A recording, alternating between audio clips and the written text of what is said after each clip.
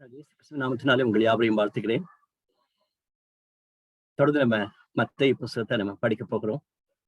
ஆண்டவர் நம்மோடு கூட பேசவும் அவருடைய வார்த்தை நம்முடைய வாழ்க்கைக்கும் நம்முடைய ஊழியத்துக்கும் தொடர்ந்து பிரயோஜனமா இருக்கத்தக்கதாக நம்முடைய மத்தியில் இருக்கிற தங்கச்சி வந்தனா, அவங்க ஒரு என்ஜினியர் பை ப்ரொஃபஷன். வந்தனா ஜெபிக்கும்படி அன்பாய் கேட்டுக்கொள்கிறேன். வந்தனா. துதிக்கிறோம் ஏசப்பா. இங்க எல்லாரும் ஒரு சிறு கூட்டமாய் கூடி வர செய்ததுக்கு நன்றி ஐயா. ஆண்டவரே ஏசப்பா, இன்னைக்கு செஷன் எந்தவித நெட்வொர்க் இஷ்யூஸ் இல்லாம நல்லபடியா செஷன் கவனிக்க கூடவே இந்த வழி நடத்துங்க ஆண்டவரே ஏசப்பா. நீங்க எங்களோட பேசுங்க ஆண்டவரே. அந்த பேச வார்த்தை எங்க ஊழியத்திலையும் எங்க வாழ்க்கையிலையும் பிரயோஜனம் உள்ளதா அமைய கூடவே இந்த கிருபை பாராட்டுங்க ஆண்டவரே ஏசப்பா. எல்லாம் வழி நடத்துங்க ஆண்டவரே ஏசப்பா. இப்ப நடக்கிற சிச்சுவேஷன் எல்லாத்தையும் மாற்றி அமைங்க ஆண்டவரே ஏசப்பா. எல்லாமே நார்மலா வர நீங்களே கூட இருந்து வழி நடத்துங்க ஆண்டவரே ஏசப்பா. எல்லாரோட கூட பேசுங்க ஆண்டவரே. கூடவே இருந்து வழி நடத்துங்க ஆண்டவரே. ஆமென். Thank you so much, Vandana. Thank you. கடந்த 2 நாட்களாக நம்ம மத்தேயு புத்தகத்தை பார்க்கும் பொழுது பார்த்த காரியங்களை குயிக்கா பார்த்துருவோம். மத்தேயு ஆண்டவராகிய இயேசு கிறிஸ்துவை ராஜாவாக காண்கிறார். ராஜா என்பதை மையமாக வைத்து அவர் பேசுகிறதை நம்ம பார்க்கலாம். தாவீது ராஜாவினுடைய சந்நிதியிலே வந்த யோசேப்பு என்று குறிப்பிட்டு அவருடைய வம்ச வரலாறை குறித்து பேசுகிறார். அதை தொடர்ந்து அவருடைய ராஜ்யம் அதை குறித்து பேசுவதை நம்ம பார்க்க முடிகிறது. இயேசுவானவர் பிறப்பை குறித்து குறிப்பிடப்பட்டதை நம்ம பார்க்கலாம். இம்மானுவேல் என்ற ஒரு சத்தியத்தை நம்ம பார்த்தோம். அதோடு கூட யோவான் ஸ்நானகன் இயேசு கிறிஸ்துவுக்கு முன்னால வந்த ஃபோர் ரன்னர் என்பதை குறித்தும் போடப்பட்டது நம்ம பார்த்தோம். 5, 6, 7 அதிகாரங்களிலே த கிங்டம் பிரின்சிபல்ஸ், தேவனுடைய ராஜ்யத்தினுடைய மகிமையான காரியங்கள், கோட்பாடுகள் என்று நம்ம பார்க்க முடியும். நீதி, உண்மையான நீதி, மட்டுமல்ல உண்மையான ஆராதனை, அது கடைசியாக எப்படி நம்ம உண்மையான தீர்ப்பு கொடுக்க வேண்டியவர்களா இருக்கிறோம் என்பதையும் குறித்து நம்ம பேசிக் கொண்டிருந்தோம். அதோடு கூட அன்னைக்கு நம்ம பார்க்கும் பொழுது சாத்தானை குறித்தும் அவன் இயேசுவானவரையும் சோதித்ததையும் அவன் தன்னுடைய ராஜ்யத்தை எப்படியாவது நிறைவேற்ற வேண்டும் என்பதை செய்வதா நம்ம பார்க்க முடிந்தது. 7ஆம் அதிகாரத்தினுடைய கடைசி பகுதியில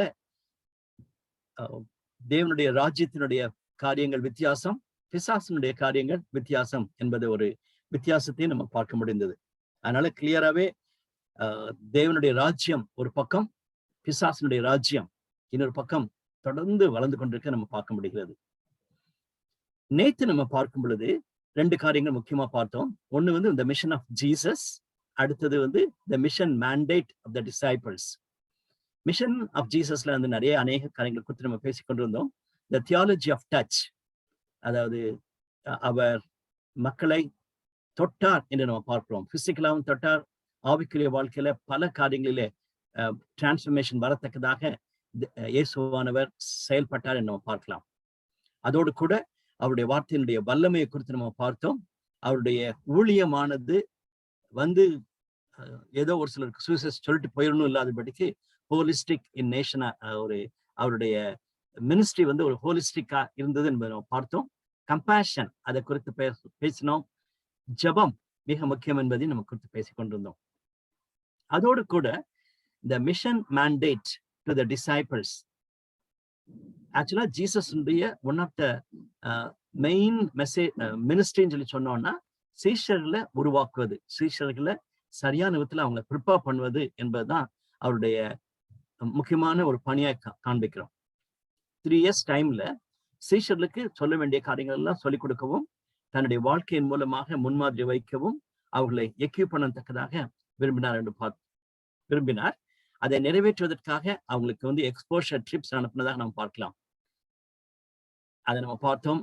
அதோடு கூட சீஷர்கள் உபத்திரவத்தை குறித்தும் தேவனுடைய ராஜ்யத்தின் மகிமைகளை குறித்தும் இயேசு கிறிஸ்துவிலிருந்து கற்றுக்கொண்டார்கள் என்பதையும் நம்ம நேற்று பார்த்தோம்.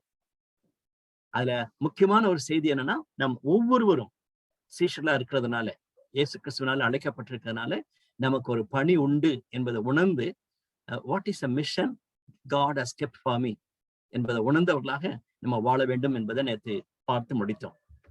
இன்னைக்கு ஒரு பெரிய பகுதியை நம்ம தொடர்ந்து படிக்க வேண்டியிருக்கிறது. 14ஆம் அதிகாரத்திலிருந்து 23ஆம் அதிகாரம் வரைக்கும் இருக்கிற செய்தியை நம்ம படிக்கணும். அது 3 பிரிவா பிரிச்சோன்னு சொன்னோம்னா, நம்ம ஃபர்ஸ்ட் டேயை பார்த்தோம். 5 டீச்சிங்ஸ் அல்லது 5 டிஸ்கோர்சஸ் மத்தேயு சேர்த்து வைத்திருக்க நம்ம பார்க்க முடிகிறது. இது வரைக்கும் 3 பார்த்துட்டோம். இன்னைக்கு 4வது பார்க்கிறோம். The teaching on community of disciples. அதை 18th சாப்டர்ல பார்க்கிறோம். அதற்கு முன்பாக இருக்கிற நரேட்டிவை 14ஆம் அதிகாரத்திலிருந்து 17ஆம் அதிகாரம் வரைக்கும் பல காரியங்கள் நடைபெற்றதை மத்தேயு குறிப்பிட்டு எழுதியிருக்கிறத நம்ம பார்க்க முடிகிறது. அதுல அந்த நரேட்டிவ்ஸ் எழுதி விட்டு 18ஆம் அதிகாரத்துல தன்னுடைய 4வது சேர்த்து வைத்திருக்கிற டிஸ்கோர்சஸ சேர்த்து வைத்திருக்க நம்ம பார்க்கலாம். அதோடு கூட இன்னைக்கு நம்ம 19ஆம் அதிகாரத்திலிருந்து 23ஆம் அதிகாரம் வரைக்கும் இருக்கிற பகுதி அடுத்த நரேட்டிவ், அதான் ஆக்சுவலா 5வது நரேட்டிவா இருக்கும். இதை தொடர்ந்து 24ஆம் அதிகாரத்துல 25ஆம் அதிகாரத்துல கர்த்தருக்கு சித்தமான நாளைக்கு நம்ம பார்க்க போகிறோம். அவருடைய 5வது டிஸ்கோர்ஸ் எண்ட் டைமை குறித்து இயேசுவானவர் கொடுத்த அந்த போதனையை 24 அல்லது 24 மற்றும் 25ஆம் அதிகாரங்கள் நம்ம படிக்க போகிறோம். இன்னைக்கு அதற்கு முன்பாக நடைபெற்ற சம்பவங்களையும் வேகமாக நம்ம பார்க்க வேண்டும்.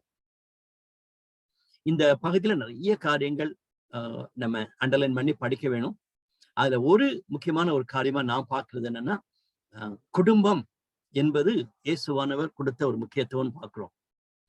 அத பல கண்ணோட்டத்துல பார்க்கலாம். தேவனுடைய ராஜ்யத்தை குறித்து நம்ம யோசித்து பார்க்கும் பொழுது குடும்பம் மிக முக்கியம் என்பதை 19ஆம் அதிகாரத்துல பார்க்கிறோம்.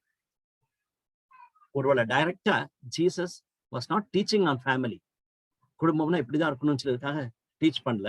ஆனா அந்த இடத்துல அவர் கொடுக்கக்கூடிய டீச்சிங் என்னன்னா, more of a kingdom of God, பரலோக ராஜ்யத்தினுடைய காரியங்களை குறித்து பேசும் பொழுது குடும்பத்திற்கு அவர் முக்கியத்துவம் கொடுக்கிறார். இன்னைக்கு மாலை வேளையில அட்லீஸ்ட் ஒரு 3 அல்லது 4 முக்கியமான காரியங்கள் நம்ம பார்க்க போறோம். அதுல மிக முக்கியமான ஒரு காரியத்தை நான் பார்க்க விரும்புகிறது என்னன்னா, குடும்பத்தை குறித்து. எனக்கு மத்தேயு பேசேஜை படிக்கும் பொழுது இந்த 19ஆம் அதிகாரம் எப்பொழுதுமே மனதுல அதிகமாக தங்கக்கூடிய ஒரு பகுதி. ஏன்னு சொன்னா, கிட்டத்தட்ட ஒரு 30 வருஷத்துக்கு முன்னால, ஆமா, மோர் தென் 30 years பேக், நாகர்கோயில் ஈஜிப்ட்ல ஒரு முறை நான் போயிருந்தேன் ஸ்டாஃபா இருக்கும் பொழுது. தட்ஸ் ட்ரூ, ஆல்மோஸ்ட் ஒரு 35 வருஷத்துக்கு முன்னால. நாகர்கோயில் ஈஜிப்ட் அன்னைக்கு பர்டிகுலர் டே இந்த பைபிள் ஸ்டடி மத்தேயு படிச்சுட்டு இருக்காங்க. ஒவ்வொரு அதிகமான சாப்டரா படிப்பாங்க. அந்த பர்டிகுலர் டே சாப்டர் 19 படிக்கணும். அதனால நான் ஸ்டாஃப் விசிட்டுக்காக போறேன்னு சொன்ன உடனே, நீ ப்ரிப்பேர் பண்ணிட்டு வந்துருன்னு சொன்னாங்க. ஸோ நான் அன்னைக்கு மத்தேயு 19 சாப்டரை ஃபர்ஸ்ட் டைமா நாகர்கோயில் ஈஜிப்ட்ல ஒரு 35 years பேக் எடுத்தேன். அப்போ ப்ரிப்பேர் பண்ணும் பொழுதுதான் இந்த தாட் எனக்கு ரொம்ப ஃபோர்ஸ்ஃபுல்லா வந்துச்சு. குடும்பம் மிக முக்கியம் என்பதை அந்த தாட் வந்துச்சு. அதன் பின்பு மத்தேயு படிக்கும் பொழுது எல்லாமே I don't want to miss 19th chapter. இன்னைக்கு நிறைய காரியங்களை பார்க்க போகிறோம்.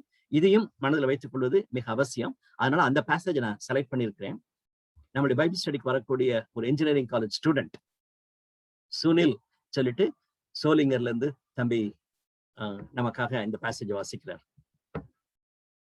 மத்தேயு 19ஆம் அதிகாரம் வசனம் 10 முதல் 22 வரை.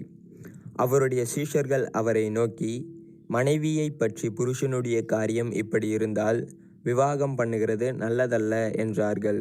அதற்கு அவர், வரம் பெற்றவர்களே தவிர மற்றவர்கள் இந்த வசனத்தை ஏற்றுக்கொள்ள மாட்டார்கள். தாயின் வயிற்றிலிருந்து அன்னகர்களாய் பிறந்தவர்களும் உண்டு, மனுஷர்களால் அன்னகர்களாக்கப்பட்டவர்களும் உண்டு, பரலோக ராஜ்யத்தின் நிமித்தம் தங்களை அன்னகர்களாக்கி கொண்டவர்களும் உண்டு. இதை ஏற்றுக்கொள்ள வல்லவன் ஏற்றுக்கொள்ள கடவன் என்றார். அப்பொழுது சிறு பிள்ளைகளின் மேல் அவர் கைகளை வைத்து ஜெபம் பண்ணும்படிக்கு அவர்களை அவரிடத்தில் கொண்டு வந்தார்கள். கொண்டு வந்தவர்களை சீஷர்கள் அதட்டினார்கள். இயேசுவோ, சிறு பிள்ளைகள் என்னிடத்தில் வருகிறதற்கு இடங்கொடுங்கள், அவர்களை தடை பண்ணாதிருங்கள், பரலோக ராஜ்யம் அப்படிப்பட்டவர்களுடையது என்று சொல்லி அவர்கள் மேல் கைகளை வைத்து பின்பு அவ்விடம் விட்டு புறப்பட்டு போனார். அப்பொழுது ஒருவன் வந்து அவரை நோக்கி, நல்ல போதகரே, நித்திய ஜீவனை அடைவதற்கு நான் எந்த நன்மையை செய்ய வேண்டும் என்று கேட்டான். அதற்கு அவர், நீ என்னை நல்லவன் என்று சொல்வானேன்? தேவன் ஒருவர் தவிர நல்லவன் ஒருவனும் இல்லையே. நீ ஜீவனில் பிரவேசிக்க விரும்பினால் கற்பனைகளை கைக்கொள் என்றார். அவன் அவரை நோக்கி, எவைகளை என்று கேட்டான். அதற்கு இயேசு, கொலை செய்யாதிருப்பாயாக, விபச்சாரம் செய்யாதிருப்பாயாக, களவு செய்யாதிருப்பாயாக, பொய் சாட்சி சொல்லாதிருப்பாயாக, உன் தகப்பனையும் உன் தாயையும் கனம் பண்ணுவாயாக, உன்னிடத்தில் நீ அன்பு கூறுவது போல பிறனிடத்திலும் அன்பு கூறுவாயாக என்பவைகளையே என்றார். அந்த வாலிபன் அவரை நோக்கி, இவைகளை எல்லாம் என் சிறுவயது முதல் கை கொண்டிருக்கிறேன், இன்னும் என்னிடத்தில் குறைவு என்ன என்றான். அதற்கு இயேசு, நீ பூரண சர்க்குணனாயிருக்க விரும்பினால் போய் உனக்கு உண்டானவைகளை விற்று தரித்திரருக்கு கொடு, அப்பொழுது பரலோக ராஜ்யத்தில் உனக்கு பொக்கிஷம் உண்டாயிருக்கும், பின்பு என்னை பின்பற்றி வா என்றார்.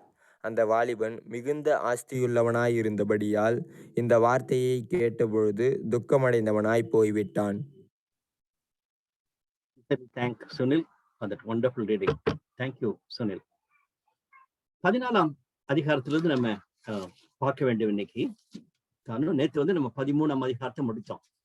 13ஆம் அதிகாரத்துல பரலோக ராஜ்யத்தை குறித்தான ஓமைகளை சொல்லி முடித்ததாக நம்ம பார்த்தோம். 14ஆம் அதிகாரத்தினுடைய துவக்கத்தை பார்க்க வேண்டும் என்றால் 13ஆம் அதிகாரத்தினுடைய பின்பகுதியை நம்ம பார்க்க வேண்டும். 53ஆம் வசனத்துல இயேசு இந்த ஓமைகளை சொல்லி முடித்த பின்பு அவ்விடம் விட்டு, அதான் நம்ம உணர்ந்து பார்த்துக்கிட்டு இருக்கோம். இந்த காரியங்கள் சொன்ன பின்பு சொல்லிட்டு அந்த பேசேஜ் வந்து ஒரு முடியுதுன்னா 53ஆம் வசனத்திலே முடியுது. தாம் வளர்ந்த ஊரிலே வந்து அவர்களுடைய ஜெப ஆலயத்திலே அவர்களுக்கு உபதேசம் பண்ணினார். அவர்கள் ஆச்சரியப்பட்டு, இவனுக்கு இந்த ஞானம் பலத்த செய்கையெல்லாம் எப்படி வந்தது, இவன் தச்சனுடைய குமாரன் அல்லவா என்று அவரை குறித்து பேசிக் கொண்டிருக்க நம்ம பார்க்கலாம். ஸோ முதலாவது ஜீசஸ் வந்து அவருடைய சொந்த ஊர்லயே அவர் அக்செப்ட் பண்ணலன்னு சொல்லி பார்க்கிறோம். அதுக்கு ஒரு ரீசன் என்னன்னா, அவர் அங்கேயே வளர்ந்தது வந்து அவங்களுக்கு தெரிகிறது. அது ஒரு பக்கம். அதுலயும் குறிப்பாக அந்த தச்சு தனி செய்த அவங்க யோசேப்பை அவரோடு இருந்ததுனால இவரும் தச்சு தொழில் செய்திருக்கார். அதனால தச்சன் என்றுதான் அழைக்கப்பட்டிருக்க கூடும். ரைட். ஆனா இந்த சொந்த ஊர்ல கனவீனப்படையான்னு சொல்லி கனவீனப்படுவான்னு சொல்லிட்டு இயேசுவான சொன்ன காரியத்தை ஒரு ப்ராபபா நம்ம சொன்னோம்னா, அவனுடைய சொந்த ஊர்ல அவனுக்கு மதிப்பு இருக்காதுன்னு சொல்றது, சம்திங் லைக் தட். அதாவது நாட் நெசசரிலி. ஆனா அதுக்கு இன்னொரு இந்த கம்பாரிசன் வந்து எனக்கு ரொம்ப பிடிச்சிருந்துச்சு. ஒரு டாக்டர் வந்து தன்னுடைய சொந்த வீட்டுல இருக்கிற மக்களுக்கே ஒரு நல்ல ஒரு விடுதலையோடு கூட ட்ரீட் பண்ண மாட்டார். ஃபார் எக்ஸாம்பிள், நீங்க ஒரு நல்ல ஒரு சர்ஜனா இருந்தீங்கன்னா, ஆப்ரேஷன் பண்ணக்கூடியவங்களா இருந்தீங்கன்னா, உங்களுடைய வீட்டுல இருக்க யாராவது ஒருத்தருக்கு வந்து நீங்க ஆப்ரேஷன் பண்ணி யோசிக்க மாட்டீங்க, மற்ற யாராவது ஆப்ரேஷன் பண்ணா நல்லதுன்னு யோசிப்பீங்க. Something like that. அதாவது you are known to them. So அதுல இருந்து நம்ம கற்றுக்கொள்ள வேண்டிய ஒரு காரியம் என்னன்னா, it can happen to you and to me. நீ தானப்பா நம்ம சர்ச்சு பையன், நீ தானப்பா நம்ம வீட்டு பிள்ளை சொல்லிட்டு அதை ரொம்ப கேஷுவலா மக்கள் எடுத்துக்கொள்வதற்கு நிறைய வாய்ப்பு இருக்கிறது. அதோடு கூட நமக்குமே ஒரு ஃப்ரீடத்தோடு கூட மினிஸ்ட்ரி பண்ண முடியாதபடிக்கு போகலாம். தட் டசன்ட் மீன் வீட்லயோ நம்ம இருக்கிற இடத்துலயோ ஊழியம் செய்யாம நான் வெளியே போய் மிஷனரி பணி செய்ய போறேன்னு சொல்றது தப்பான ஒரு காரியம். ஆனா Jesus was rejected in Nazareth என்பதை நம்ம பார்க்க முடிகிறது. அதை தொடர்ந்து அக்காலத்திலே அதாவது காற்பங்கு தேசாதிபதியாகிய ஏரோது இயேசுவின் கீர்த்தியை கேள்விப்பட்டுன்னு சொல்லும் பொழுது, அவங்களுடைய ரீஜன்ல இந்த கலிலேயாவில் இருக்கக்கூடிய பொலிட்டிக்கல் ரீசன் இதுக்கு அதுக்கு பொலிட்டிக்கலா கவனித்துக் கொள்ளுகிறவர் வந்து இந்த ஏரோது எருசலேமில் வேர்த்து இருப்பாரு. ஸோ ஒவ்வொரு ரீஜனுக்கும் அவங்க பொலிட்டிக்கலா அவங்க they'll be link between Rome and the local people. அப்படி இருக்கிறவங்க அவர் வந்து இயேசு கிறிஸ்துவை கேள்விப்பட்டு அவர் மேல தன் ஊழியக்காரரை நோக்கி, இவன் யோவான் ஸ்நானகன், இவன் மரித்தோரிலிருந்து எழுந்தான், ஆகையால் இவனிடத்தில் பலத்த செய்கைகள் விளங்குகிறதுன்னு சொல்றான். So that means யோவான் ஸ்நானகன் ஆல்ரெடி இறந்து போயிட்டார். அதை கோட் பண்ணி இவரும் அவரை போலவே தான் இருக்கிறான் சொல்லிட்டு ஒரு கமெண்டேஷன் மாதிரி கொடுக்காதபடிக்கு இவர் மேல அவர் கண்ணு வைத்துக் கொண்டே இருக்கிறார் என்பதை நம்ம பார்க்கணும். அதன் பின்பு எப்படி யோவான் ஸ்நானகன் மரித்தார் என்பதை 3ஆம் வசனத்திலிருந்து 12ஆம் வசனம் வரைக்கும் நம்ம பார்க்கிறோம். இட்ஸ் சம்திங் லைக் ஒரு பேராகிராஃப்ல நம்ம பிராக்கெட்ல போட்ட மாதிரி 3ஆம் வசனத்துல இருந்து 12ஆம் வசனம் வரைக்கும் இருக்கிற bracket, what has happen in the previous சொல்லிட்டு நம்ம பார்க்க முடியும். 13ஆம் வசனம் வந்து 2ஆம் வசனத்தினுடைய தொடர்ச்சி. இயேசு அதை கேட்டு, எதை கேட்டு? ஏரோது வந்து இயேசு மேல ஒரு கண் வைத்துட்டு இருக்கான், அவர் பேசிட்டு இருக்காரு சொல்றத குறித்து கேள்விப்பட்டு அவ்விடம் விட்டு படவில் ஏறி போனான்னு சொல்லிட்டு. It's not because Jesus was afraid. இன்னொரு முறை நம்ம முதலே பார்த்தோம், அந்த ஏரோத வந்து நரியினத்துல போய் சொல்லுங்கன்னு சொல்லிட்டு இன்னொரு இடத்துல சொன்னதை நம்ம பார்க்கலாம். ஆனா அதே நேரத்துல he was rejected and he was withdrawing from people என்பதையும் நம்ம பார்க்கலாம். ஸோ மினிஸ்ட்ரியில் நம்ம பார்க்கும் பொழுது இட் ஆல் கேன் ஹேப்பன். எதுவே எல்லாமே நடக்கிறதுக்கு வாய்ப்பு இருக்கிறது. நம்மளுடைய சூழ்நிலையில மக்கள் ரிஜெக்ட் பண்ணுவதற்கு வாய்ப்பு இருக்கிறது. அதே போல ஒரு சில நேரங்களில நம்ம அந்த இடத்தை விட்டு நகர்ந்து கொள்வது நல்லதுன்னு சொல்லிட்டு நம்ம சுவிசேஷ புஸ்தகத்தை படிக்கும் பொழுது, குறிப்பா மத்தேயும் மற்ற புஸ்தகத்தையும் நம்ம படிக்கும் பொழுது நம்ம பார்த்தது என்னன்னா, அவங்க கல்ல எடுத்துக்குவாங்க அடிக்கிறதுக்காக. அவர் மறைந்து போனார், இந்த இடத்துல விலகி போனார் என்று சொல்வதன் அர்த்தம் என்னவென்றால், the time has not yet come. அவர் மறிக்கிறதுக்காக பயந்து ஓடனல. அது நல்ல ஞாபகம் வைத்துக் கொள்வோம். எங்கெல்லாம் அது மாதிரி பார்க்கிறோமோ, அவர் மறைந்து போனார், விலகி போனார் என்ற வார்த்தையை நம்ம பார்க்கிறோமோ, அப்பெல்லாம் நம்ம அறிந்து கொள்ள வேண்டிய காரியம், the time is not yet come. ஆண்டவர் தன்னுடைய குமாரனாகிய இயேசு கிறிஸ்துவை ஒரு நோக்கத்தோடு அனுப்பினார். அந்த நோக்கத்தை நிறைவேற்றுவதற்கான நேரம் கொடுக்கப்பட்டிருக்கிறது. அந்த நேரம் வருகிற வரைக்கும் ஆண்டவர் இயேசுவானவர் சில நேரங்களிலே விலகி இருக்கிறத நம்ம பார்க்க முடிகிறது. தொடர்ந்து நம்ம பார்க்க நிறைய காரியங்கள் பார்க்க வேண்டியிருக்கும். 15ஆம் அதிகாரத்தை நம்ம பார்த்தோம்னு சொன்னோம்னா, மோர் ஆஃப் அவருடைய வார்த்தைகள் வேத பாடகருக்கும் பரிசேயருக்கும் மற்ற மக்களுக்கும் கொடுக்கப்பட்ட போதனைகளை பேசி நம்ம நிறைய வாசிக்க முடியும். அதோடு சேர்ந்து அவர் செய்த அற்புதமான காரியங்களையும் இங்க நம்ம படிக்க முடியும். 16ஆம் 17ஆம் அதிகாரங்கள் சிறிது வித்தியாசமான கண்ணோட்டத்தில் நம்ம பார்க்கலாம். கமெண்டேட்டர்ஸும் அதை மென்ஷன் பண்றாங்க. அதாவது ஒரேதான் எல்லாமே ஒரே கேட்டகரியில போடணும்னு சொல்ல முடியாது. 16, 17 அதிகாரங்களில சீஷர்களுக்கு அவருடைய உண்மையான மேசியா என்பவரை காண்பிக்கிறதுக்கான செய்தியை கொடுக்க வேண்டியிருந்தது. அது வந்து நம்ம முக்கியமா பார்க்க வேண்டும். இந்த அற்புதங்களையும் போதனைகளையும் நம்ம பார்க்கும் பொழுது, இட்ஸ் நாட் தட் ஏதோ மத்தேயு வந்து ஒரேதான் இன்சிடென்ட்ஸா சொல்லி கொண்டு போறான்னு சொல்லக்கூடாது. டெஃபினட்டா there are reasons for it. இப்பதான் நம்ம பார்த்தோம், பிராக்கெட்ல ஒரு பேசேஜ் அங்க கொண்டாடுறாரு. இதை வந்து முன்னாலே எழுதிட்டு யோவான் ஸ்நானகன் மரித்ததுனாலன்னு சொல்லலாம். பட் மத்தேயு வந்து கேர்ஃபுல்லா அந்த இடத்துல அந்த மெசேஜை கொண்டாடுறாரு. அதே மாதிரி மற்ற இன்சிடென்ட்ஸ் கொண்டு வரும் பொழுது இட் இஸ் நாட் சிம்பிளி ஏதோ ஆண்டவர் இயேசு கிறிஸ்து வந்து அற்புதமான காரியங்கள் செய்தான்னு சொல்லி விடக்கூடாது. அது இதெல்லாம் பெரிய அற்புதமான ஒரு காரியம் அதனால செய்யறான்னு சொல்ல, it very much it is connected என்று நம்ம ஞாபகம் வைத்துக் கொள்ளணும். இதற்கு முக்கியமா நான் இன்னைக்கு சொல்ல வேண்டிய முதலாவது பாயிண்ட் என்னன்னா, the meaning of messiahship. இயேசுவே தேவனுடைய குமாரன் என்பதை அவருடைய சீஷர்களுக்கு கம்யூனிகேட் பண்ண விரும்புகிறார். இன்னைக்கு நம்முடைய பைபிள் ஸ்டடி நம்ம எல்லாம் படிக்கிறது, இந்த மாதிரி ஆலயத்துல போய் தேவனுக்கு கற்றுக்கொள்ளக்கூடிய காரியங்கள் எல்லாமே ஃபர்ஸ்ட் அண்ட் ஃபார்மோஸ்ட் முதலாவது நமக்குள்ள சரியான அண்டர்ஸ்டாண்டிங், நமக்குள்ள ஒரு உறுதியான நம்பிக்கை வேணும். நமக்கே டவுட்டா இருந்துச்சுன்னா எப்படி நம்ம மற்றவங்களுக்கு போய் சொல்ல போறோம்? அதனால அந்த உறுதி நமக்கு முக்கியமா தேவை. சீஷர்களுக்கு வந்து அந்த சவால் இருந்ததாக நம்ம பார்க்க முடியும்.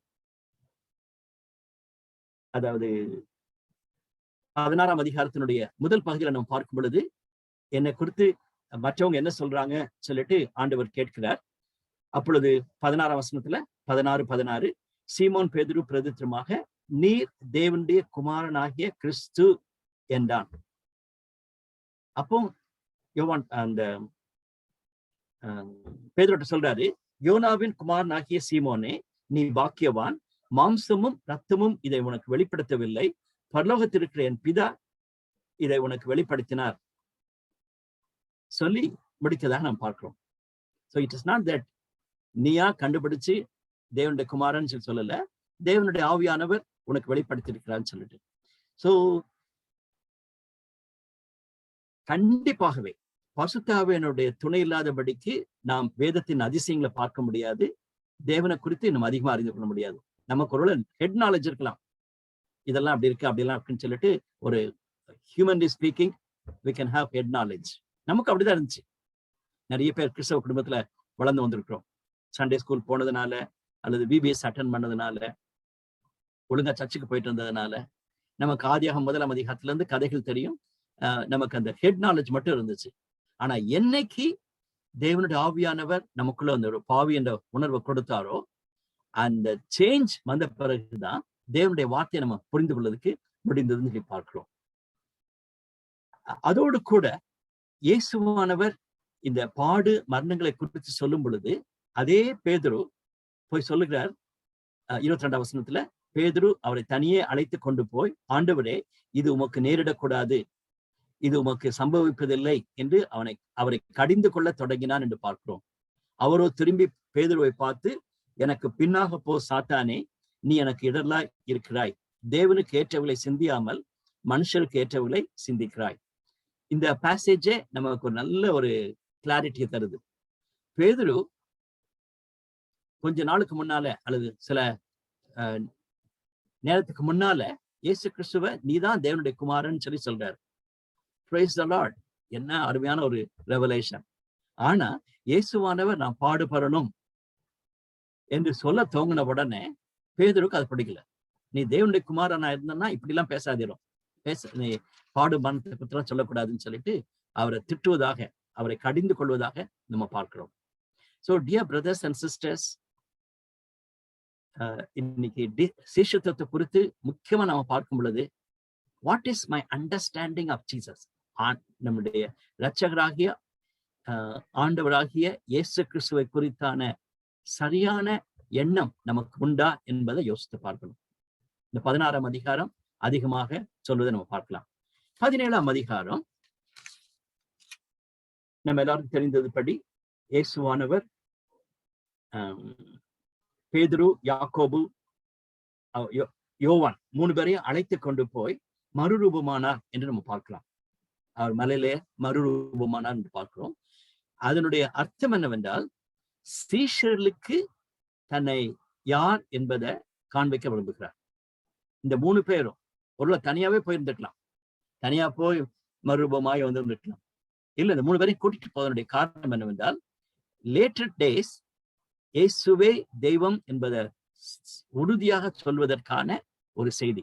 அதனால நம்ம பின்னால ஏழை சர்ச்சில் நம்ம பார்க்கும் பொழுது பேதுரு, யோவான் எல்லாம் நாங்கள் கண்டதும் என்று அவர் தைரியமா சொல்றாங்க. பேதுரு சொல்றாரு, ஆண்டவர் எங்களுக்கு வெளிப்படுத்தினார் சொல்லி சொல்றாரு. அப்போ மற்ற சேஷர்கள் இடத்துலயோ மக்கள் இடத்துலயோ போய் சொல்லல, நான் ஜீசஸ் மோசஸோடையும் எலியாவோடையும் பேசிக்கிட்டு இருந்தாருன்னு சொல்லிட்டு இவங்க போய் சொல்லல. காரணம், ரொம்ப ஸ்ட்ரிக்டா சொல்லிட்டாரு. அவர்கள் மலையிலிருந்து இறங்க வரும் பொழுது இயேசு அவர்களை நோக்கி, மனுஷகுமாரன் மரித்தோரிலிருந்து எழுந்திருக்கும் வரைக்கும் இந்த தரிசனத்தை ஒருவருக்கும் சொல்ல வேண்டாம் என்று கட்டளையிட்டார். இந்த 3 பேருக்கும் எஸ் கிவன் அ கமாண்ட், நீங்க இதை குறித்து பேசக்கூடாதுன்னு சொல்லிட்டு. உயிர்த்தெழுந்த பிறகு இதை பற்றி பேசலாம். ஸோ பார்ட் ஆஃப் டிசைபிள்ஸ் அண்டர்ஸ்டாண்டிங்ல he is the Messiah. பழைய ஏற்பாட்டுல எதிர்பார்த்து கொண்டிருந்த, நியாயப்பிரமாணமும் தீர்க்கதரிசிகளும் எதிர்பார்த்து கொண்டிருந்த மேசியா இவர்தான் என்பதை அந்த சீஷர்கள் அன்னைக்கு கண்டு கொண்டாங்க. ஆனா அதை தொடர்ந்து நம்ம பார்க்கும் பொழுது சீஷர்களுக்குள்ளே ஒரு அப்படிப்பட்ட ஒரு விடுதலையோடு கூட, முழுவதுமான ஒரு எண்ணத்தோடு கூட அவங்க புறப்பட்டு போனதாக நம்ம பார்க்க முடியல. திரும்பவும் இயேசுவானவர் அவர்களுக்கு தன்னுடைய பாடு மரணங்களை குறித்து சொல்ல வேண்டியிருந்ததாக நம்ம பார்க்கலாம். இந்த தொடர்ச்சி தான் 18ஆம் அதிகாரத்துல காணப்படக்கூடிய டிஸ்கோர்ஸ், அதாவது அவர்களுடைய டீச்சிங் ஆன் டிசைபிள்ஷிப் என்பதை நம்ம பார்க்க முடிகிறது. ஸோ ஃபர்ஸ்ட் ஆஃப் ஆல் நம்ம who is a disciple and then ஒரு சீஷத்துவத்துல காணப்படக்கூடிய லிமிடேஷன்ஸ் என்ன என்று நம்ம பார்த்தோம். அடுத்ததாக 18ஆம் அதிகாரத்தில் நம்ம பார்க்கக்கூடிய ஒரு காரியம், இந்த சீஷத்துவத்தினுடைய மகிமையை குறித்து அவர் போதித்ததாக நம்ம பார்க்கலாம். நிறைய காரியங்கள் இருக்கிறது. இந்த சாப்டர் மட்டும் நம்ம படிச்சோம்னு சொன்னோம்னா அதிகமான காரியங்கள் சிஷ்யத்துவத்தை குறித்து நம்ம படிக்கலாம். நிறைய கமெண்டேட்டர்ஸ் இந்த வேர்ட் தான் யூஸ் பண்ணியிருக்காங்க. அதாவது கம்யூனிட்டி ஆஃப் டிசைபிள்ஸ், சேர்ந்திருந்து சீஷர்களாக வாழக்கூடிய ஒரு காரியம். அது வந்து நம்ம கண்டிப்பா யோசிக்க வேண்டிய ஒரு காரியம். இன்னைக்கு அதான் ஒன் ஆஃப் த கொஸ்டின்ஸா நான் கேட்டிருக்கிறேன். நான் ஒரு சீஷன், நான் வந்து ரட்சிக்கப்பட்டிருக்கிறேன், நான் ஆண்டவரை பின்பற்றுறேன், நான் வந்து ஒரு டிவோட்டி கிடையாது, நான் ஒரு டிசைபிள். Praise the Lord. அதோட நின்று விடலாமா? முடியாது. கிறிஸ்டியன் டிசைபிள்ஷிப் என்று சொல்லும் பொழுது, அதாவது சீஷத்துவம் என்று சொல்லும் பொழுது, நம்ம மற்றவங்களோடு சேர்ந்து வாழ்வதும் வளருவதுதான் முக்கியம். நல்லா கவனிச்சுக்கங்க. இன்னைக்கு ஒரு சில கிறிஸ்டியன்ஸ், ஒரு சில சர்ச்சஸ் கூட அப்படி ப்ரொமோட் பண்றாங்க. நம்ம ஹோலியா இருந்தா போதும்பா, தனிப்பட்டதமா நமக்கும் ஆண்டவருக்கும் ரிலேஷன்ஷிப் இருந்தா நல்லது, அது போதும் சொல்லக்கூடியது வந்து இந்த இவாஞ்சலிக்கல்ஸ்லயே அல்லது சூப்பர் ஸ்பிரிச்சுவாலிட்டியை பற்றி பேசக்கூடிய ஒரு காரியம். குறிப்பாக ஜீசஸ் டீச்சிங் ஆன் டிசைபிள்ஷிப்பை பார்க்கும் பொழுது நல்லா ஞாபகம் வைத்துக் கொள்ளுங்க, along with others we have to grow. அப்படி இருக்கும் பொழுது 3 மிக முக்கியமான காரியங்களை இந்த பேசேஜ்ல வாசிக்கலாம். ஒண்ணு வந்து who is great. இன்னைக்கு சர்ச்சஸ்லயும் மினிஸ்ட்ரிலையும் இருக்கக்கூடிய ஒரு பெரிய பிரச்சனை என்னன்னா who is great. அது வந்து இப்ப நியூ, இட்ஸ் நாட் நியூ. அதனால நீங்க யாரும் பேசிட்டு இருந்தாங்கன்னா கவலைப்படாதீங்க, ரொம்ப ஆச்சரியப்படாதீங்க. இயேசுவானவருடைய காலத்திலேயே அப்படிதான் இருந்துச்சு. அதுல ஒரு பேசேஜ்ல வாசிக்கிறோம், இந்த 2 பேருடைய அம்மா வந்து பேதுருவை விட்டுட்டு யோவானையும் யாக்கோபையும் நீர் வரும் பொழுது ஒருத்த ரைட் சைட்லயும் அடுத்த லெஃப்ட் சைட்லயும் இருக்கணும்னு சொல்றாங்க. என்ன பரிதாபமான ஒரு காரியம். அது நிமித்தமாக சீஷர்களுக்குள்ளேயும் பயங்கர கோபம் வந்துச்சு, சண்டை வந்துச்சுன்னு சொல்லி பாக்குறோம். அது வந்து நல்ல ஒரு ஆவிக்குரிய அம்மாவே செஞ்ச ஒரு தவறான ஒரு காரியம். சம்திங் லைக் ஜீசஸ் வந்து ஒரு ராஜ்யத்துல வருவார், அவர் வந்து பிரைம் மினிஸ்டர் மாதிரி இருப்பாரு. ஒரு பையன் வந்து ஹோம் மினிஸ்டர், அடுத்த பையன் வந்து ஃபைனான்ஸ் மினிஸ்டரா இருக்கணும், முக்கியமான அந்த ஒரு கோர் டீம்ல இருக்கணும் சொல்லிட்டு அவங்க அம்மாவுக்கு ஆசை. But what will happen to பேதுருன்னு சொல்லி யோசிக்கவே இல்லை அவங்க. சரி, எனவே இந்த 12 சீஷர்களோடு இருக்கும் பொழுது என்னுடைய பையன் அவங்களோட சேர்ந்து இருக்கணும்னு சொல்லி யோசிக்காதபடிக்கு தனியா யோசிச்சது ஒரு பக்கம். இவங்களுக்குள்ளேயே இன்னொரு பகுதியில வாசிக்கிறோம், இவங்களுக்குள்ளேயே பிரச்சனைன்னா இதுல யார் பெரிய ஆளுன்னு சொல்லி பாக்குறது. அந்த வேளையிலே சீஷர்கள் இயேசுவினிடத்தில் வந்து பரலோக ராஜ்யத்தில் எவன் பெரியவனா இருப்பான் என்று கேட்டார்கள். Who is great? அந்த கேள்வி வந்து ஒரு தவறான ஒரு கேள்வி. அவர்களுக்கு பதில் கொடுக்கறதுதான் 14ஆம் வசனம் வரைக்கும் நம்ம பார்க்கிறோம். அதுல முக்கியமா கொடுக்கப்பட்ட ஒரு காரியம் என்னன்னா, ஒரு சிறு குழந்தையை வைத்து ஆண்டவர் பேசுகிறத நம்ம பார்க்கலாம். 3ஆம் வசனத்துல, நீங்கள் மனம் திரும்பி பிள்ளைகளைப் போல ஆகாவிட்டால் பரலோக ராஜ்யத்தில் பிரவேசிக்க மாட்டீர்கள் என்று மெய்யாகவே உங்களுக்கு சொல்லுகிறேன். சோ இதுல அண்டர்லைன் பண்ண வேண்டிய வேர்டு வந்து மனம் திரும்பி. யோவான் 3ஆம் அதிகாரத்துல நம்ம வாசிக்கிறோம், நிக்கோதேமுக்கு வந்து இயேசுவானவர் சொல்லும்போது சொல்லுகிறார், நம்ம மனம் திரும்பி பிள்ளைகளா மாறும், ஆவிக்குரிய பிள்ளைகளா மாற வேண்டும் சொல்லிட்டு. So first of all, the conversion, it's very very important. Discipleship என்று சொல்லும் பொழுது மனம் திரும்புதல் என்பது மிக அவசியம். ஆனா உண்மையான மனம் திரும்புதல் இருக்கிறதா, ஜெனியூன் ரிப்பன்டன்ஸ் இருக்கிறதான்னு சொல்லி யோசிச்சு பார்க்கணும். ஒரு சிலர் கவலைப்படுறாங்க, அவங்க பாவின்னு சொல்லி யோசிக்கிறாங்க. ஆனா உண்மையான ஒரு மனம் திரும்புதல் இல்லாத படிக்கு, ஒரு ஆவிக்குரிய அனுபவத்துக்குள்ளா கடந்து போகாதபடிக்கு கிறிஸ்தவர்களா இருக்குன்னு ஆசைப்படுகிறாங்க. தவறான ஒரு எண்ணம். ரைட். அதை தொடர்ந்து பிள்ளைகளை போல் இருக்க வேண்டும் என்று சொல்லக்கூடிய காரியம் அடிக்கடி நம்ம பேசிக் கொண்டிருக்கிறோம். சைல்ட் லைக், குழந்தையை போல இருக்க வேண்டியதுன்னு சொல்லிட்டு. ஆனா இட்ஸ் நாட் லைக் சைல்டிஷ். சின்ன பிள்ளைங்க ரொம்ப சைல்டிஷா இருப்பாங்க. தட்ஸ் நாட் த வே. அதற்கு ஒரு கமெண்டேட்டர் இந்த பகுதியை குறிப்பிட்டிருந்தார், எனக்கு ரொம்ப ஆச்சரியமா இருந்துச்சு. இதான் ஃபர்ஸ்ட் டைமா நான் இதை கனெக்ட் பண்ணி பார்க்க முடிகிறது. இது தாவீதுடைய சங்கீதம். சங்கீதம் 131. இந்த சங்கீதம் வந்து அவங்க மலையில ஏறி போகும் பொழுது, எருசலேம் மலையில ஏறி போகும் பொழுது ஆராதனை நேரத்துல பாடக்கூடிய ஒரு பாடல் நம்ம அறிந்திருக்கிறோம். 120 இருந்து 134 வரைக்கும். அதுல 131 நான் வாசிக்கிறேன் பாருங்களேன். இது தாவீது பாடின ஆரோகண சங்கீதம். கர்த்தாவே, என் இருதயம் இருமாப்புள்ளதல்ல, என் கண்கள் மேட்டுமையானவர்களும் அல்ல. பெரிய காரியங்களிலும் எனக்கு மிஞ்சின கருமங்களிலும் நான் தலையிடுகிறதும் இல்லை. தாயின் பால் மறந்த குழந்தையைப் போல நான் என் ஆத்துமாவை அடக்கி அமர பண்ணினேன். என் ஆத்துமா பால் மறந்த குழந்தையைப் போல் இருக்கிறது. இது முதல் என்றென்றைக்கும் இஸ்ரவேல் கர்த்தரை நம்பியிருப்பதாக. மை காட், இந்த சின்ன சங்கீதத்துல குழந்தையை பற்றி பேசுகிறார். இந்த கமெண்டேட்டர் குறிப்பிடும் பொழுது அதை கனெக்ட் பண்றார். ஜீசஸ் வந்து குழந்தையை குறித்து பேசணும்னு சொல்லிட்டு. அப்கோர்ஸ் இந்த சங்கீதத்தை நம்ம தனியா படிக்கணும். அது இஸ்ரவேலோட சேர்த்துதான் சொல்லுகிறார். இஸ்ரவேல் ஜனம், தேவனுடைய ஜனம் இந்த குழந்தையை போல இருக்க வேண்டும் என்பதை தாவீதும் குறிப்பிட்டு சொல்வதை நம்ம பார்க்கலாம். தாயின் பால் மறந்த குழந்தையை போல, அதன் அர்த்தம் என்ன? அம்மாவையே டிபெண்ட் பண்ணிக்கிட்டு இருக்கக்கூடிய ஒரு குழந்தை அல்ல. It's growing. It is not a baby. சரியா? நம்ம எல்லாருக்குமே தெரியும். அதாவது தாயின் பாலோடயே இருந்து கொண்டிருந்து வாழ்க்கை ஃபுல்லா இருக்க முடிஞ்சுன்னா அது வந்து ஒரு மனுஷனே கிடையாது. இட்ஸ் அ பேபி தான். ஆனா towards maturity, towards growth, I have come. ஆனாலும் என்னுடைய எண்ணங்கள் எப்படி இருக்குன்னு சொன்னா, முதலாம் வசனத்துல சொல்றாரு, எனக்குள்ள ஒரு பெருமை கிடையாது, எனக்குள்ள அந்த கண் மேட்டிமை கிடையாது, நான் பெரிய பெரிய காரியங்கள்ல அனாவசியமா தலையிடவும் விரும்பவில்லைன்னு சொல்றாரு. So look at that. Jesus இந்த குழந்தையை பற்றி சொல்லும் பொழுது தாவீது கரெக்டா சொல்றாரு. I don't want to be like childish. எங்க அம்மாவுடைய சாரியவே பிடிச்சுக்கிட்டு எங்க அம்மாவோடய இருக்கணும்னு சொல்லி நான் யோசிக்கக்கூடிய குழந்தை கிடையாது. நான் வளர்ந்து கொண்டிருக்கிறேன், ஆனாலும் குழந்தையை போல் நான் இருக்கிறேன். Beautiful thought. இன்னைக்கு நானும் நீங்களும் கண்டிப்பா யோசிக்க வேண்டிய ஒரு காரியம். சீஷத்துவத்தை குறித்து யோசிக்கும் பொழுது யூ ஆர் கிரேட்ன்னு சொல்லிட்டு நம்ம பெருமையா பேசுவதுக்கு ஒண்ணுமே இல்லை. குழந்தைகளை போல தாழ்மையான விதத்துல, உண்மையான விதத்துல இருப்பது அவசியம். 15ஆம் வசனத்துக்கு பின்பாக 2வது தாட்டையும் நம்ம பார்க்கலாம்.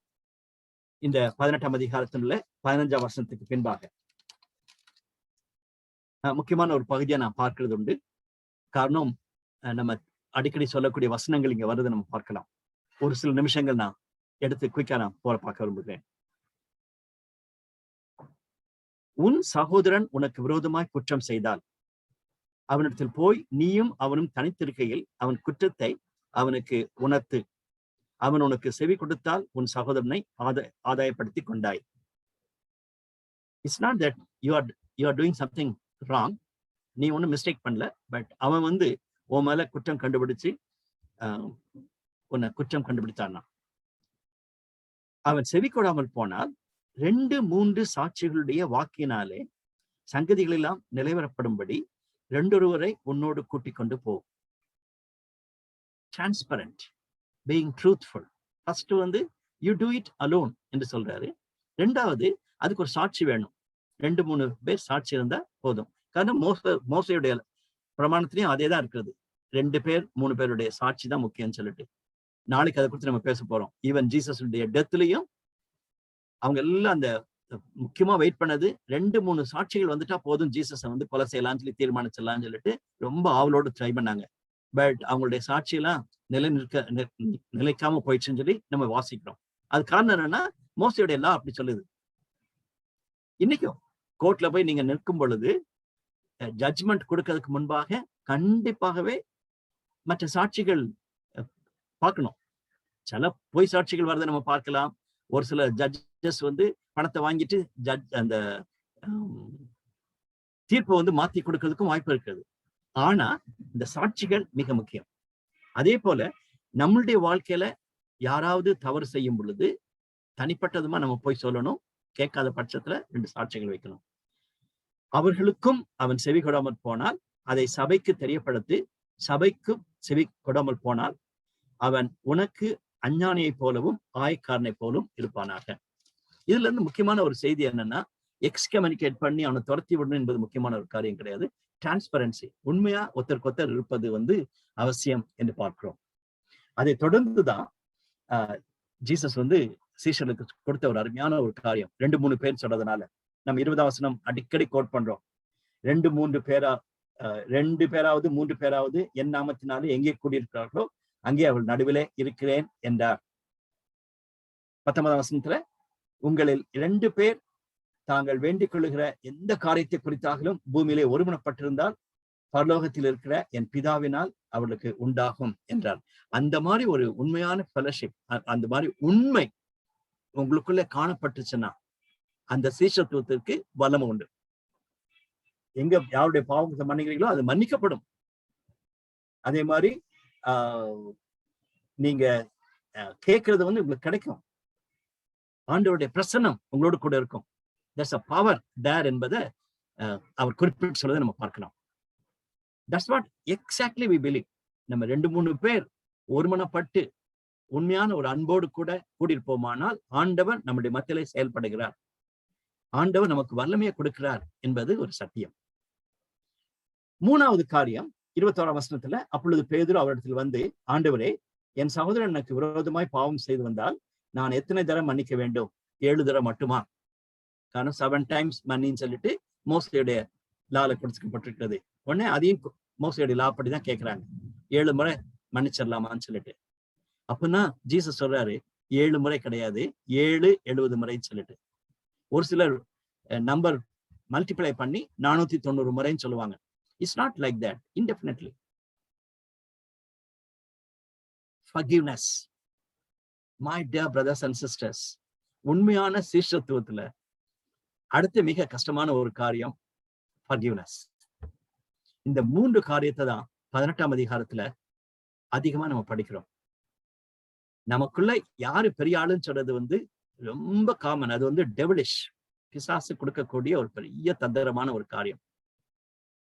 அதுக்கு எதிர்மறையாக இயேசுவானவர் குழந்தைகளை கொடுத்தான்னு சொல்லி நம்ம பார்க்கிறோம். தவறான செய்தி கொடுத்து கொண்டிருக்க மக்களுக்கு, உண்மை இல்லாதபடிக்கு இருக்கிற ஐக்கியத்தில் இருக்கிற மக்களை நம்ம என்ன செய்ய வேண்டும் என்ற செய்தியை கொடுத்து விட்டு அதுல நம்ம ஒரு ஐக்கியமாக உண்மை இருக்கும் பொழுது அதுல வலிமை உண்டு என்பதை நம்ம பார்க்கிறோம். 3வது காரியம், நம்முடைய ஃபெலோஷிப்ல யாராவது நமக்கு விரோதமா பாவம் செய்யும் பொழுது மன்னிக்கக்கூடிய தன்மை நமக்கு எவ்வளவு தேவைன்னு சொல்லி பார்க்கிறோம். Very much brothers and sisters, இந்த 18ஆம் அதிகாரத்தை நீங்க நேரம் எடுத்து படித்து பாருங்க. இந்த 3 ஜஸ்ட் தாட்ல வச்சு நீங்க மெடிடேட் பண்ணி பாருங்க. எனக்கும் உங்களுக்கும் அப்படிப்பட்ட நல்ல எண்ணங்கள் வந்து விடுமானால், இந்த குணங்கள் வந்து விடுமானால் சரியான சீஷர்களாக நம்ம வளர முடியும். 19ஆம் அதிகாரத்துக்கு போலாம். நம்ம வாசிக்க கேட்ட பகுதியில முதல் பகுதியை நம்ம விட்டுட்டோம். அதுல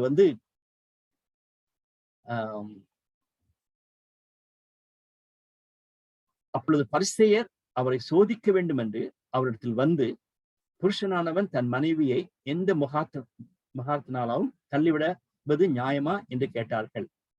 இது எல்லாமே அவரை கன்ஃபரண்ட் பண்ணது. ஜீசஸை கன்ஃபரண்ட் பண்ணக்கூடிய செய்தியை தான் மத்தேயு போட்டுக்கொண்டு வருகிறார். மன்னிக்கிறது பற்றி போன பேசேஜ் படிக்கிறோம். இதுல டைவர்ஸை குறித்து மோசே தான் சொல்லியிருக்காரு, டைவர்ஸ் கொடுக்குன்னு சொல்லிட்டு அதை குறித்து என்னன்னு சொல்லிட்டு கேட்கிறார். அவர்களுக்கு அவர் பிரதித்திரமாக, ஆதியிலே மனுஷனை உண்டாக்கினவர் அவர்களை ஆணும் பெண்ணுமாக உண்டாக்கினார் என்பதையும், இது நிமிஷம் புருஷனானவன் தன் தகப்பனையும் தாயையும் விட்டு தன் மனைவியோடு இசைந்திருப்பான், அவர்கள் இருவரும் ஒரே மாம்சமாயிருப்பார்கள் என்று சொன்னதையும் நீங்கள் வாசிக்கவில்லையா? ஆதியாகமம் 2ஆம் அதிகாரம் 24ஆம் வசனம். பாவத்திற்கு முன்பாக தேவன் கொடுத்த இந்த ஒரு அருமையான வார்த்தை, குடும்பத்தை குறித்து சொன்ன வார்த்தை. அதை குறித்து நீங்க வாசிக்கலையா? அவங்களுடைய கொஸ்டியன் பாவத்துக்கு பின்பாக மோசே கொடுத்த அந்த வார்த்தை, நியாயப்பிரமாணம் கொடுத்த வார்த்தை தான். தள்ளுதல் சீட்டை கொடுத்து தள்ளிடலாமேன்னு சொல்லி டைவர்ஸ் பண்ணலாமேன்னு சொல்லிட்டு. ஆனா ஜீசஸ் வந்து அவங்களுக்கு பதில் கொடுக்கும் பொழுது பாவத்துக்கு முன்பாக இருந்த காரியத்தை குறிப்பிட்டு சொல்லுதா நாம் பார்க்கலாம். டியர் பிரதர்ஸ் அண்ட் சிஸ்டர்ஸ், நம்மளுடைய பைபிள் ஸ்டடியில 2-3 முறை நம்ம படிச்சிருக்கோம். கிறிஸ்டியன் ஃபேமிலியை குறித்து படிச்சிருக்கோம். குறிப்பாக உன்னத பாட்டு புத்தகத்தை படிக்கும் பொழுது அதிகமாக நம்ம கிறிஸ்டியன் ஃபேமிலிக்கு முக்கியத்துவம் கொடுக்க வேண்டும் என்பதை நாம் குறித்து பேசிக் கொண்டிருந்தோம். நல்லா ஞாபகத்துக் கொள்ளுங்க. ஆதியாகமம் 2ஆம் அதிகாரத்துக்கு தேவன் வைத்திருந்த அந்த குடும்பத்தினுடைய திட்டத்தை அதிகமா நம்ம பார்க்கணுமே ஒழிய 3ஆம் அதிகாரத்துக்கு பின்பாக இருக்கக்கூடிய பிசாசின் காரியங்கள் குடும்பத்துக்குள்ள வந்த பிறகு நடைபெற்ற சம்பவங்களை பார்த்து நம்ம சோர்ந்து போகக்கூடாது. அப்பதான் சீஷர்கள் சொல்றாங்க, இது இப்படி இருக்குமானால் பெட்டர் மேரேஜ் பண்ணாம இருக்கிறது. இப்ப தம்பி சுனில் வாசிக்கும் பொழுது அந்த பகுதிதான் வாசிச்சான். அவருடைய சீஷர்கள் அவரை நோக்கி, மனைவியை பற்றி புருஷனுடைய காரியம் இப்படி இருந்தால் விவாகம் பண்ணுகிறது நல்லதல்ல. சரியான வேர்டு தான் போட்டிருக்காங்க, நல்லதல்லன்னு சொல்லிட்டு. ஆதியாகமம் 2ஆம் அதிகாரத்துல அதே வார்த்தை தான் இருந்தது. மனுஷன் தனிமையா இருப்பது நல்லதல்லன்னு சொல்லிட்டு தான் ஆண்டவர் ஃபீல் பண்ணாரு. இன்னைக்கு நம்மளை போல இருக்கிற விசுவாசிகள் கூட, சீஷர்கள் கூட என்ன சொல்றாங்கன்னா, மனுஷன் ஒரு மனைவியோடு கூட இருக்கிறது அல்லது ஒரு மனுஷனோடு கூட வாழ்வது நல்லதல்ல, பெட்டர் சிங்கிளா இருக்கிறது நல்லதுன்னு சொல்லிட்டு இன்னைக்கு கிறிஸ்டியன் பிலீவர்ஸே இந்த சீஷர்கள் போல சொல்வதற்கு வாய்ப்பு இருக்கிறது. பேசிக்கலி பிகாஸ் இன்னைக்கு உலகத்தில் நடக்கிற சம்பவங்கள், குடும்பத்துக்கான காரியங்களை குறித்து நம்ம பார்க்கும் பொழுது நடக்கிற சம்பவங்களை பார்த்துட்டு பெட்டர் சிங்கிளா இருந்துட்டு போறது நல்லது. டியர் பிரதர்ஸ் அண்ட் சிஸ்டர்ஸ், முன்னாலே நம்ம பேசிட்டோம், அது உங்களுக்கு அழைப்பு. நீங்க சிங்கிளா இருக்கணும்னு நினைச்சீங்கன்னா ஆண்டவர் உங்களுக்கு அது அழைப்பை கொடுத்திருக்கிறார் என்பதை மறந்து போகக்கூடாது. எரேமியா 16ஆம் அதிகாரத்தை படிக்கும்போது நம்ம பார்த்தோம், எரேமியாவுக்கு அது அழைப்பு. இன்னைக்கு குடும்பமா இருக்கும் பொழுது கண்டிப்பாகவே கணவன் அண்ட் மனைவி அதை குறித்தான ஒரு சரியான எண்ணம் நமக்கு தேவை. I can talk much. காரணம், எனக்கு மிஷன்ஸுக்கு அடுத்தது இந்த மேரேஜை குறித்தான ஒரு பெரிய பேர்டன் உண்டு. ஏன் சொன்னா, இன்னைக்கு பிசாசு வந்து கிறிஸ்தவ குடும்பங்களை ஒட்டச்சு தள்ளுறதை நம்ம பார்க்க முடிகிறது. டைவர்ஸ் பயங்கரமா காணப்படுகிறது. ஒரு 30 வருஷத்துக்கு முன்பாக நான் ஒரு இல்லஸ்ட்ரேஷன் ஏதோ கேட்டேன். இங்கிலாந்து தேசத்துல ஒரு பெண்மணி வந்து டைவர்ஸுக்கு வந்து லெட்டர் கொடுத்தாலாம். உடனே ஜட்ஜ் வந்து அந்த கேட்டுட்டு அவளுக்கு வந்து டைவர்ஸ் கொடுத்துட்டாராம். அவ கொடுத்த பாயிண்ட் என்ன தெரியுமா? என் ஹஸ்பண்ட் வந்து மேனர்ஸே கிடையாது, அவன் வந்து பேண்ட் போட்ட பிறகு சாக்ஸ் போடுறான். நல்லா கவனிங்க, என் ஹஸ்பண்ட் வந்து ஷூ போடுவாரு, ஷூ போடுறதுக்கு வந்து எல்லாமே சாக்ஸ் போடுவோம். அவர் போடுறது வந்து ஃபர்ஸ்ட் சாக்ஸ் போட்டுட்டு பேண்ட் போடணும், அதுதான் அவங்களுடைய அந்த சிஸ்டம். ஆனா என் ஹஸ்பண்ட் வந்து ஒரு மோசமான மனுஷன், அவனுக்கு வந்து ஒரு மேனஸே கிடையாது. அவன் பேண்ட்டை போட்ட பிறகு சாக்ஸ் போடுறான். அதனால I want him to be divorced. ஜட்ஜும் ஜட்ஜ்மெண்ட் கொடுத்துட்டாராம். இது நான் 30 வருஷத்துக்கு முன்னால கேட்டு நாங்க பயங்கரமா சிரிச்சு கொண்டிருந்த இல்லஸ்ட்ரேஷன்.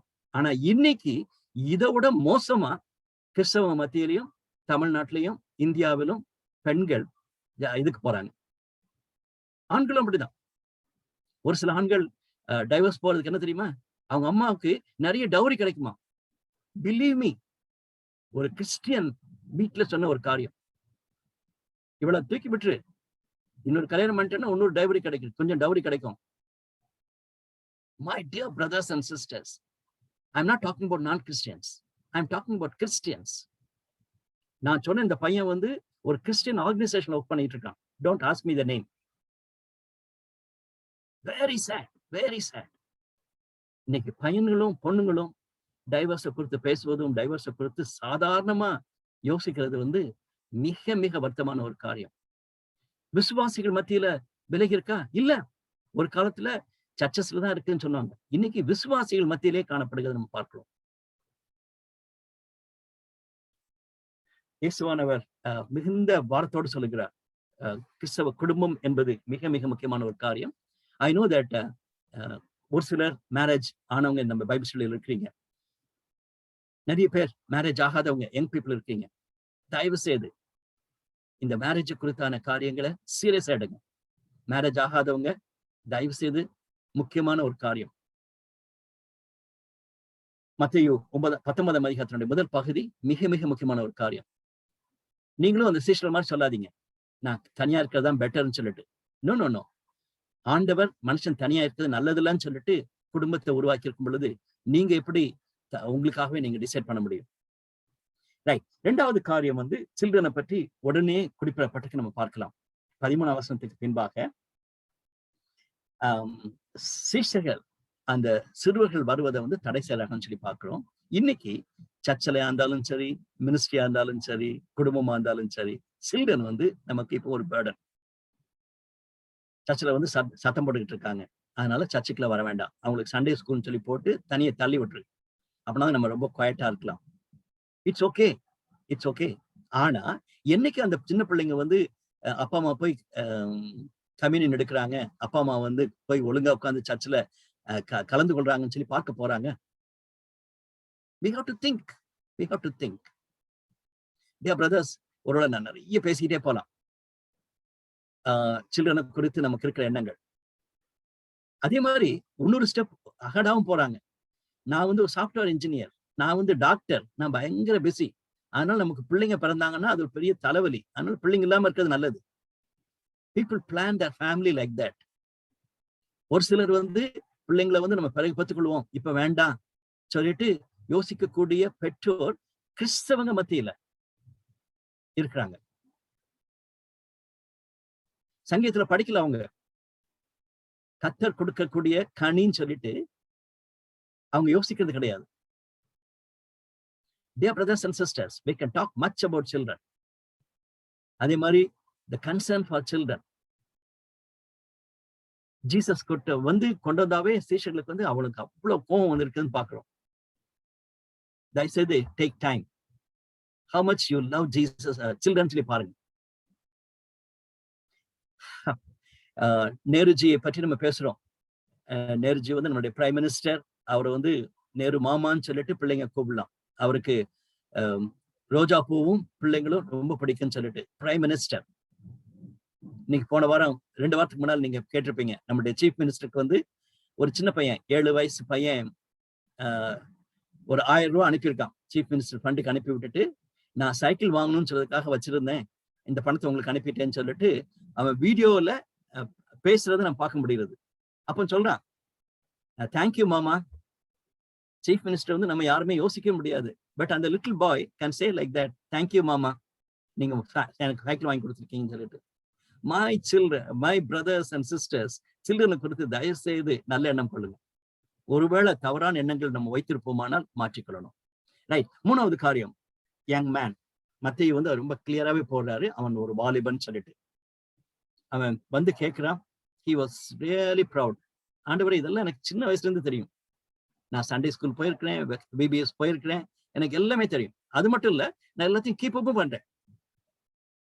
கொலை செய்யாதிருப்பாயாக, விபச்சாரம் செய்யாதிருப்பாயாக, கொலை செய்யாதிருப்பாயாக, களவு செய்யாதிருப்பாயாக, இதெல்லாமே சொல்லிட்டு அவன் he was really ready to ask Jesus what next. அப்பதான் சொல்றாரு அந்த வாலிபன் அவரை நோக்கி, இவையெல்லாம் என் சிறுவயது முதல் கை கொண்டிருக்கிறேன், இன்னும் என்னிடத்தில் குறைவு என்ன? அவன்கிட்ட கண்ட ஒரு நல்ல ஒரு பாயிண்ட் என்னன்னா, ஆண்டவரே எனக்கு என்ன குறைவுண்டுன்னு சொல்லிட்டு அவன் கேட்கிற தன்மை வந்து இன்னைக்கு நிறைய வாலிப பிள்ளைங்கிட்ட இல்லவே இல்லை, பட் அவன்கிட்ட இருந்திருக்கிறது. ஆனா தப்பான ஒரு மோட்டிவோடு, தப்பான ஒரு ஆட்டிடியூடோடு இருக்கிறத நம்ம பார்க்கலாம். இன்னொரு காரியம், இந்த வாலிபனுக்கு வந்து ஒரு வேக்யூம் இருக்கிறத நம்ம பார்க்கலாம். he is a very good boy, ஆனா there was a big vacuum சொல்லி பார்க்கிறோம். அது நிமித்தமாக அவன் ஆண்டவர் சொல்லும் பொழுது, உனக்கு இருக்கிறதெல்லாம் விட்டுட்டு போய் ஏழைகளுக்கு கொடுன்னு சொல்லும் பொழுது துக்கத்தோடு 22ஆம் வசனம், அந்த வாலிபன் மிகுந்த ஆசீர்வாதனாய் இருந்தபடியால் இந்த வார்த்தையை கேட்ட பொழுது துக்கம் அடைந்தவனாய் போய்விட்டான்னு சொல்லி பார்க்கிறோம். My dear brothers and sisters, நம்மளுடைய ஃபேமிலியிலும் அப்படிப்பட்ட வாலிபல் இருக்கிறதுக்கு நிறைய வாய்ப்பு இருக்கிறது. பணம், பதவி, பெருமை, மற்ற காரியங்கள் அதெல்லாம் விட்டு கொடுக்க முடியாது. ஆனாலும் ஆண்டவர் நமக்கு வேணும் சொல்லக்கூடிய வாலிபர்கள் இன்னைக்கு குடும்பத்தை குறித்து 19ஆம் அதிகாரத்துல அதிகமா நம்ம படிக்கிறோம். கடைசி பகுதி 21ஆம் அதிகாரத்திலிருந்து 23ஆம் அதிகாரம் வரைக்கும் இருக்கிற பகுதி மேசியா இயேசுவானவர் கலிலேயாவிலிருந்து வெளியே வந்ததை குறித்து இது வரைக்கும் நம்ம பார்த்திருக்கிறோம். இப்போ எருசலேமுக்குள்ள போவதனை குறித்து நம்ம பார்க்கிறோம். 21ஆம் அதிகாரம் நமக்கு தெரிந்த ஒரு குருத்தோலை ஞாயிறு ட்ரையம்பல் போறதை நம்ம பார்க்கலாம். அடுத்த பகுதி அந்த ஆலயத்தை கிளீன் பண்ணுவது தேவனுடைய ஆலயம், தேவனுடைய பிரசன்னம், தேவனுடைய ஜனம் சுத்தமுள்ளவர்களா இருக்க வேண்டும் என்பதை குறிப்பிட்டு சொல்லக்கூடிய ஒரு காரியம். அதுக்கு அடுத்த ஒரு பகுதி அந்த மரத்தை அவ சபித்து அந்த மரம் செத்து போனதை நம்ம பார்க்கலாம். அதனுடைய அர்த்தம் என்னவென்றால் ஒரு ஸ்பிரிச்சுவல் ட்ரூத்தை அங்க கொடுக்கிறார். இட்ஸ் நாட் தட் ஆண்டவர் ஏமாந்து போனதுனால கோவப்பட்டாரு அல்லது அவருக்கு இந்த மரத்து மேல கோவத்தினால அப்படி சொல்லிட்டாருன்னு சொல்லி நம்ம நினைக்க கூடாது. கண்டிப்பாகவே அதுல இருந்து நம்ம கற்றுக்கொள்ள வேண்டிய ஒரு சத்தியம் என்னவென்றால், இந்த அத்திமரத்தை போலதான் இஸ்ரவேல் ஜனம் இருக்கிறது.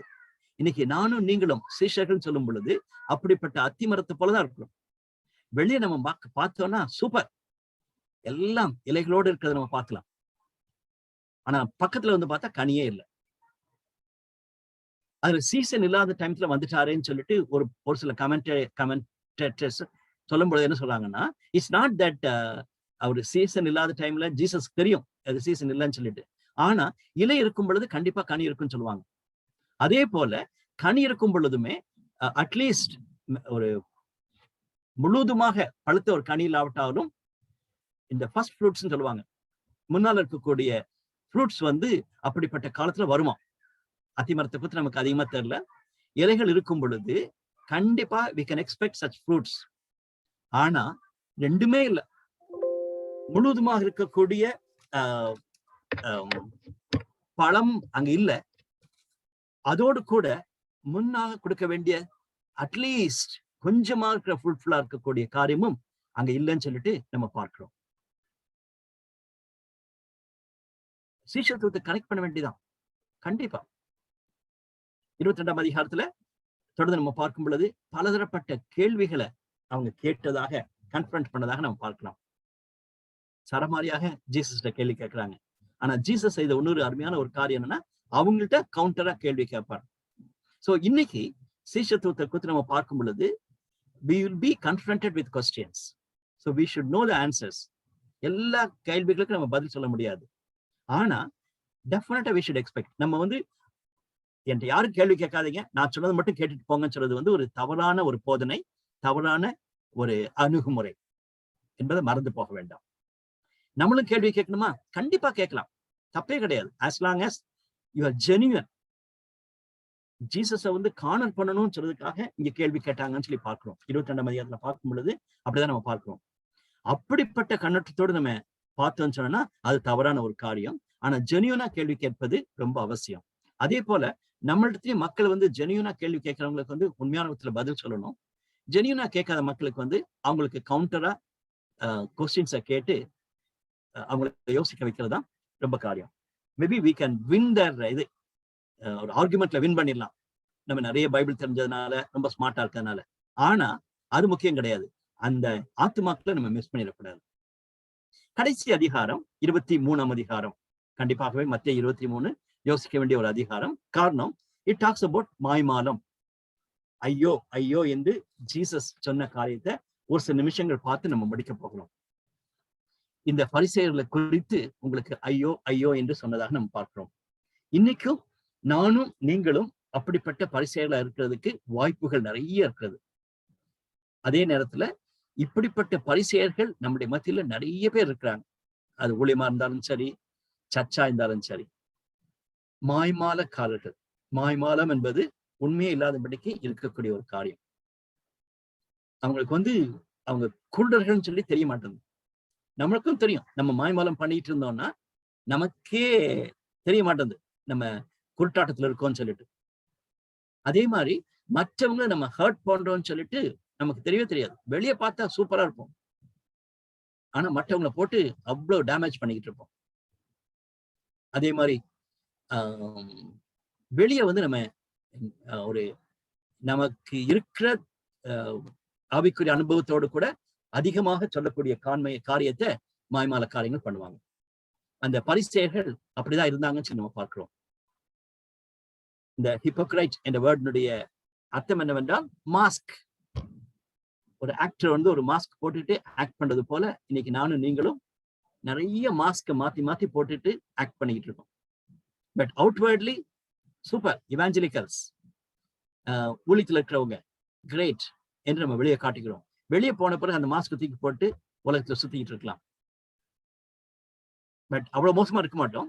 பட் கிறிஸ்தவ மத்தியில நம்முடைய குடும்பத்துல வித்தியாசமான ஒரு மாஸ்க் போட்டுக்கிட்டு இருந்தோம்னா நம்மளும் கண்டிப்பாகவே ஹிப்போக்ரைட்ஸ் என்பதை மறந்து போகக்கூடாது. உண்மையான விதத்துல தேவனுக்கு முன்பாகவும் மற்றவர்களுக்கு முன்பாகவும் ஹானஸ்டா இருக்கிறதுக்கு கற்றுக்கொள்வோம். ஸ்ரீசத்துவத்துல மிக முக்கியமான ஒரு காரியம் மாய்மாலம் பண்ணுவது கண்டிப்பாகவே இயேசுவானவருக்கு பிடிக்காது என்பதை மறந்து போக வேண்டாம். பெரிய பகுதி அதிகமாக படிச்சிருக்கிறோம். தயவுசெய்து நீங்க நேரம் எடுத்து இந்த பகுதியை வாசித்து பார்க்கும் பொழுது இன்னும் அநேக காரியங்களை ஆண்டவர் நமக்கு சொல்லிக் கொடுப்பார். நான் ஒரு சீஷனாக மற்றவங்களோடு சேர்ந்து வளர்கிறேனா என்று யோசிச்சு பார்ப்போம். அப்படி இல்லைன்னா ஏன் என்ற கேள்வியை கேட்போம். நான் மட்டும் சீஷன் சொல்லி இருக்காதபடிக்கு மற்றவங்களோடு இருக்கிறான்னு சொல்லிட்டு குடும்பத்தை குறித்து நம்மளுடைய குடும்பத்தை குறித்து யோசிச்சு பார்க்கலாம்.